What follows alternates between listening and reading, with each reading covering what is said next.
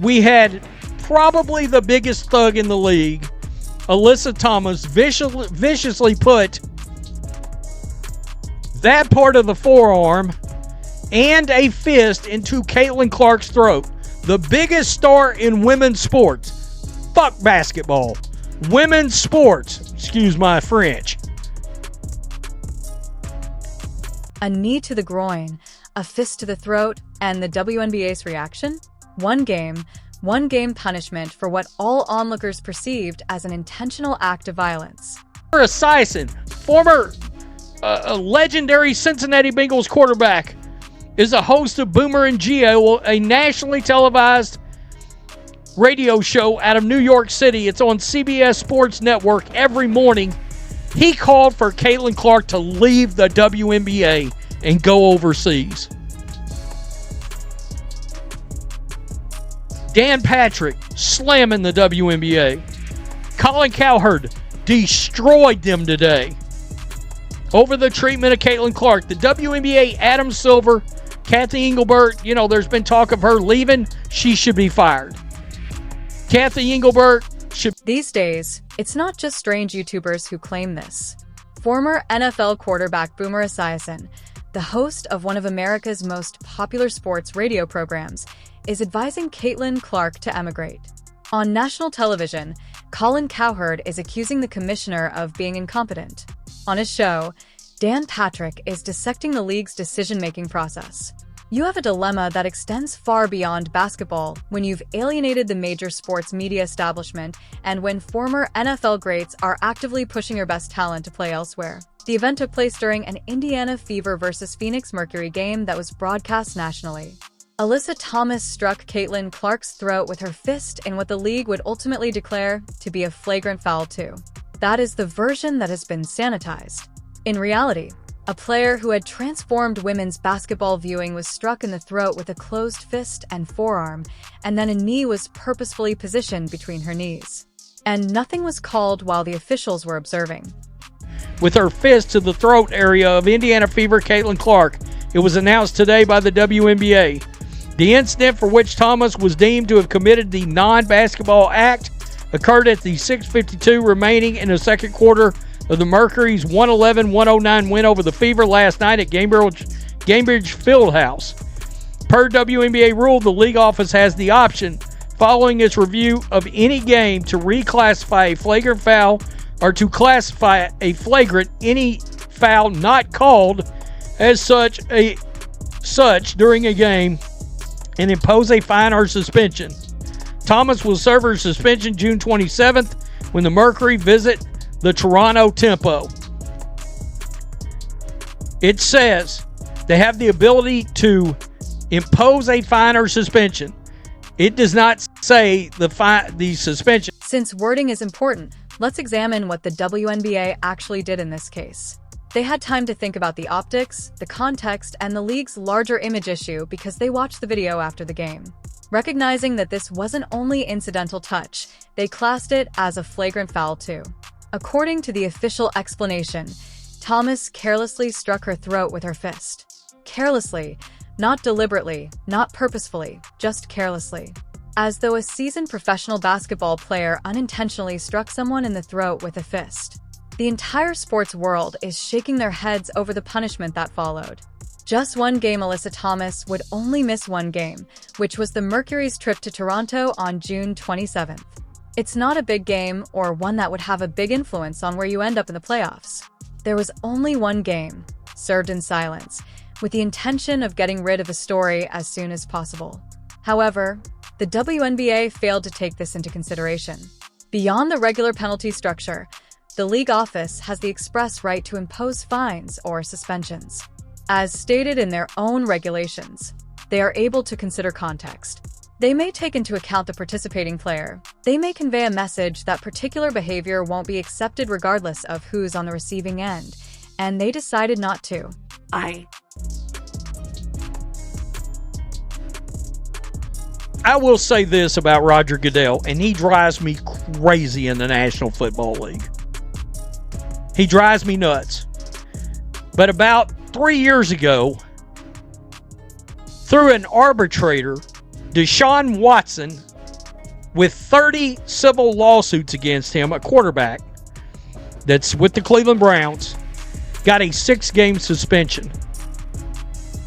Roger Goodell stepped in and suspended him for 17 games. Now, it ended up before an arbiter, but Deshaun Watson, instead of serving a 6-game suspension, he served an 11-game suspension. Adam Silver or Kathy Engelbert should step in here and say, no, we've got to send a clear message across the league. 10 games, 20 games, real eye-opening, national news-making kind of suspension. They're not going to do it. This league is made up of a... That Roger Goodell analogy is intriguing because it demonstrates precisely what leadership looks like when a league genuinely cares about maintaining its reputation. 30 legal cases were pending against Cleveland Browns quarterback Deshaun Watson 3 years ago. A 6-game penalty was suggested by an impartial arbiter. After considering the suggestion, Roger Goodell, who is frequently criticized for how he handles player discipline, said, "No, not enough." He personally intervened, advocated for a lengthier punishment, and Watson ultimately served a... They just keep driving into a wall at full speed with Caitlin Clark. They now have a commemorative poster of 30 years of the WNBA. Caitlin Clark's not on it. And it's not just like an ode to the veterans that started the league. Paige Beckers and Angel Reese are on it. And Caitlin Clark's not. You guys, when she broke into the league, you moved her road games to bigger arenas to accommodate the fans.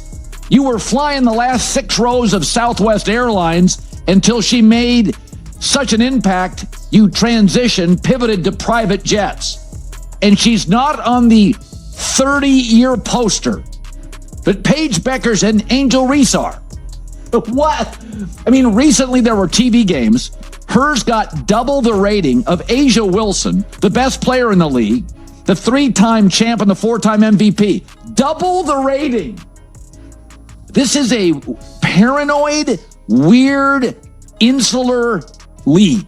And everybody, older golfers were a little annoyed and irritated when young Tiger Woods got all the love and all the coverage. But about, a couple of months later, they went like, hey, wait, the purses have gone up. We're all getting richer. And they got... Colin Cowherd doesn't hold back, and this tirade perfectly sums up the ridiculous state of the WNBA. A commemorative poster honoring the league's 30th anniversary was just issued. 30 years of history. 30 years of athletes who started women's professional basketball from scratch. Additionally, they were able to omit Caitlin Clark from that poster in 2024. Take a moment to consider that. Because her travel games were selling out stadiums that had been half empty for years, Caitlin Clark single-handedly persuaded the league to relocate games to larger arenas. Because the travel schedule was becoming a national topic, Caitlin Clark pushed the league to eventually switch from commercial planes to charter jets. Aya Wilson, a 3-time champion and 4-time MVP, is receiving twice as many television viewers as Caitlin Clark. That Paige Buchers was chosen for the 30th anniversary poster instead of Caitlin Clark, a college athlete who has never participated in a WNBA game. It was Angel Reese. Despite having a strong season, this rookie isn't making quite the same impact on television ratings as Clark. The poster was created by them. Caitlin Clark didn't. Additionally, Cowherd's analogy to Tiger Woods is ideal since it demonstrates how this particular circumstance has been handled by every other professional sports organization. Some of the older players were irritated when Tiger arrived and instantly became the biggest attraction in golf. After decades of hard work and tour development, this small child was suddenly the center of attention and the source of endorsement deals. However, do you know what took place? Purses for prizes began to increase. Previously paying a few $100,000, tournaments are now offering millions of dollars. Okay, maybe having Tiger around isn't so bad after all, the seasoned gamers thought as they examined their bank balances. It appears that the WNBA is unable to perform the same computation. They are too enraged to see that Caitlin Clark is enriching everyone. For the Tiger thing pretty quickly. WNBA can't get over this. And people are very critical of commissioners. I'm not. I think Goodell's A++. I think Rob Manfred's been on a 3-4 year heater, and Adam Silver got $77 billion in the TV deal. Guy's brilliant. But Kathy Engelbert, what are you doing? I mean, you're not heavily promoting her to the Olympics. I mean, you should have been totally outraged for the game. You can't put her on the 30-year poster. The officiating's awful and way too physical. Way too physical. The NBA allows physicality in the finals when the season's at the very end. But they want to keep their players healthy for the regular season and early rounds of the playoffs. Why hurt your content? Adam Silver in the league now. You get to the finals, that's a man's game. Wemby, good luck. WNBA regular season is officiated like UFC. There's no eye gouging, but almost everything else. So, and she didn't have great communications with players, according to players. So last night, Caitlin Clark, there's a hand to her throat. Nothing's called. This is when the evidence becomes even more damning. WNBA game officiating has grown to be a serious issue for both Caitlin Clark and the players on the court. Collins is correct when he claims that the regular season is officiated similarly to the UFC. This lesson was taught to the NBA decades ago. During the regular season, you safeguard your stars. The fouls are called by you. You prevent the game from becoming overly violent. For the playoffs, you ensure that your most marketable players remain healthy. When the season is almost ended and the stakes are high, you can then allow them to play a little more physically in the finals. In contrast, the WNBA is acting in this manner. They're enabling players to get away with contact that would result in instant ejections in the NBA, turning regular season games into street battles, and then appearing shocked when their biggest star is being targeted without consequence. It goes beyond poor officiating when Caitlin Clark is struck in the throat on national television and no call is made at the time. There has been a systemic breakdown in player protection.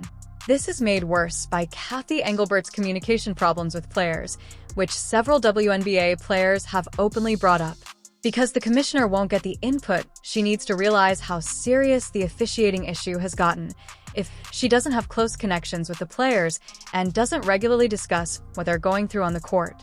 She's living in a bubble and making choices based more on her perceptions than on reality. There were more instances of subpar officiating besides the hand-to-the-throat incident. IT was the inevitable outcome of a league that has continuously failed to safeguard its most valuable player, fostered a culture of physical intimidation, and made it abundantly evident to all players that you can get away with practically anything as long as you're not doing it to the right people. You know what, if I were Caitlin Clark, I would seriously consider going to play overseas somewhere and get the royal treatment and get real money. From the Saudis? From somewhere. I mean, there's international. She can't go to the Saudis. Well, she can't go to the Russians either, as we saw that, Brittany Griner got stuck there. She did. Well, yeah, in jail. Right. So can't take that money from PIF. But a lot of the women actually do play, in European leagues because they. Let's be real. If Caitlin Clark played in Russia and Alyssa Thomas was over there playing like that and she put a fist in her throat, Putin would have her thrown in the gulag. Do you get me? And I'm not kidding you. They wouldn't put up with that shit. Diana Taurasi played in Russia for years. Supplement their income. But now supposedly their income is going up here. And I know that Caitlin makes a ton of money off the court in terms of endorsements, and rightfully so. But I think that there's a petty jealousy, and she's a straight white basketball player. And she is not being treated with any sort of respect whatsoever. What many people are thinking but won't say on national radio was just expressed by Boomer Esiason. A straight white basketball player named Caitlin Clark is not being treated with dignity. And let's be very clear about what he's really saying here before anyone makes snap judgments about what that means. He is not asserting the existence of a coordinated conspiracy. He is highlighting a discernible pattern that is visible to all observers.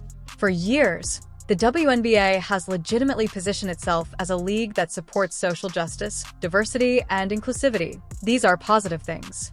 These are ideals that should be honored. However, it appears that Caitlin Clark doesn't match the story the league's administration wants to present about women's basketball at some point. They don't see her as the face of the WNBA's expansion. Additionally, they are attempting to compel reality to fit their narrative rather than modifying it to fit reality. She is not included on the 30th anniversary poster because of this. The league didn't try harder to get her on the Olympic team because of this. In contrast to how they would react if this were occurring to other celebrities, the reaction to her being physically targeted has been so subdued. The league is willing to jeopardize their own development in order to uphold their perception of themselves, which does not feature Caitlin Clark as the major character. Furthermore, Boomer isn't merely expressing frustration when he suggests that she should play abroad. The longer this goes on, the more sensible it becomes as a viable choice. Playing in other competitions has long been a way for WNBA players to augment their pay. Because international leagues tend to call fouls more frequently, the money is frequently better, the treatment is more professional, and the physical play is actually less fierce. The straight white player, she's treated like shit. She's disrespected. And now, not only do they have the treatment for the last 3 years, and now they got last night, but even worse, the pathetic suspension makes this look even worse. It makes it look terrible. The league has no self-awareness whatsoever. It's crazy. It's crazy. You got Cowherd basically saying Kathy Engelberg needs her ass run off. No shit. One game. One mother freaking game. Huh. I mean, wow. You bums would be on Greyhounds going to games. Staying down at the Fleabag Motel if Caitlin Clark hadn't showed up. They should have wrote a 0.5% out of every check across the league to Caitlin Clark into that CBA. Bunch of ungrateful bums, the commissioner included. The one-game suspension perfectly captures all of the issues with the WNBA's current decision-making process. It's the worst of both worlds. It's light enough to imply that attacking Caitlin Clark isn't really that big of a concern, but it's stern enough to admit that something undesirable happened. Nobody is satisfied by it. Everyone becomes even more irritated as a result of the conflicting messages it conveys. The league had to go big if they wanted to convey that player safety is important, that targeting celebrities won't be accepted, and that physical intimidation must end. At least 10 games. 20 would have been preferable. Every player in the league is forced to reevaluate whether taking a cheap shot at Caitlin Clark is worth possibly missing a quarter of the season due to a punishment so severe that it makes national news. They chose to play just one game instead. Alyssa Thomas will play one game versus Toronto, a team that isn't a prominent competitor, in a match that won't receive much media attention. She will miss the game, return for the next one, and the entire incident will be forgotten in a week.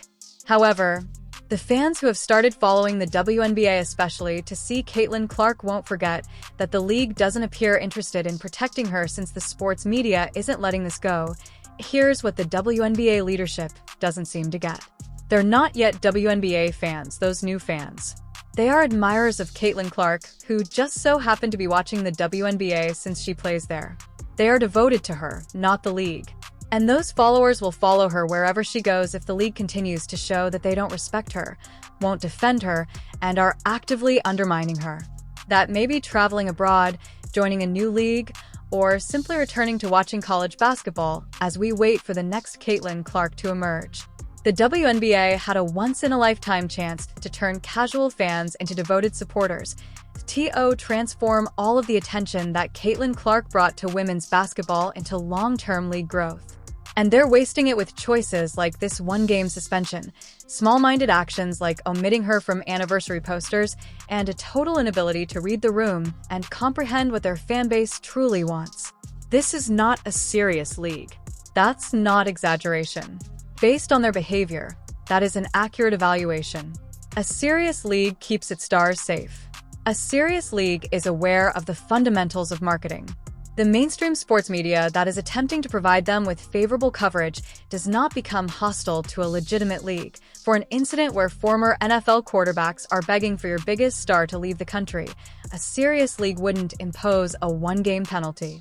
The WNBA is functioning as a niche league that can afford to disregard popular appeal, alienate casual fans, and allow their biggest star to be physically attacked without facing severe repercussions. However, they are no longer a niche league. That was altered by Caitlin Clark. She introduced prospects for mainstream sponsorship, mainstream media coverage, and mainstream recognition. And instead of viewing all of that as a gift, the league is treating it as a hassle. Cathy Engelbert ought to be let go. It's not a popular opinion. Given her performance as commissioner, that is a logical conclusion. Almost every significant decision involving Caitlin Clark has been botched by the league under her direction. The procedure of choosing the Olympic team was a complete failure. Instead of improving, the physical play has gotten worse. At best, the officiating is uneven. At worst, it is willfully careless. Similar to the anniversary banner, the marketing choices exhibit a total detachment from reality. Perhaps the most tone-deaf action to date is the suspension. Adam Silver, who serves as NBA commissioner and is in charge of the WNBA, must take over in this situation. He must examine the situation, acknowledge that Cathy Engelbert is deliberately undermining the league's prospects for expansion, and take action. Because in 5 years, the mainstream audience that Caitlin Clark brought to women's basketball will look back and wonder why this time passed them by if the WNBA keeps making mistakes that push them away. The answer to their questions about why the rating surge was short-lived, why the corporate sponsors left, and why the new fans left will be straightforward. They had all they required to be successful. They had a transcendent star who gave the league previously unheard of attention. People who wished to see women's basketball flourish supported them in the mainstream media. Instead of taking advantage of the opportunity in front of them, they decided to defend their egos, their favored narratives, and their existing hierarchies, even though they had new admirers who were eager to join something. Alyssa Thomas's one-game punishment is just the most recent example, but it's a good illustration of how the WNBA functions when presented with a choice that calls for real leadership. They choose the easiest route. Instead of making everyone happy, they wind up making everyone upset. They send a strong message about what the league values and who it is ready to defend by refusing to make the difficult, contentious, or perhaps upsetting decision. What does this mean for us now? With a commissioner who doesn't seem to be able to read the room or make decisions that are in line with the league's long-term interests, a league that is undermining its own success story, a star player who is being physically targeted while the league shrugs and imposes light penalties, and a sports media establishment that is growing impatient with the WNBA's ineptitude. The WNBA needs Caitlin Clark more than the other way around. The league refuses to accept that reality.